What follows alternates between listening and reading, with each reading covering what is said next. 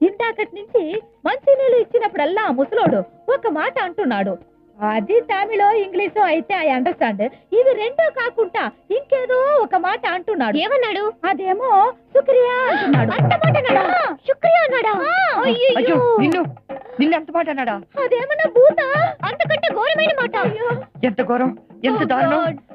ఏంటది? ఇది విని కూడా నేను ఎలా బతుకున్నాను. కర్నల్ అంకుల్ ఇలాంటి పని చేస్తాడని నేను కల్లో కూడా అనుకోలేదు. అయ్యో అదేంటో చెప్తే నేను కూడా ఏడుస్తాను. నేను చెప్పలేను, నువ్వే చెప్పురా. నేనా? నా నోటితో నేను చెప్పలేను, నువ్వే చెప్పు. నువ్వే చెప్పు. నేను చెప్పను, నువ్వే చెప్పు. నువ్వే చెప్పు. నువ్వే చెప్పు. అయ్యో ఎవరిలో ఒకళ్ళు చెప్పండి, టెన్షన్ తో నేను చచ్చిపోతున్నాను. సరే నేనే చెప్తాను. శుక్రియా అంటే అంటే శుక్రియా. I love you.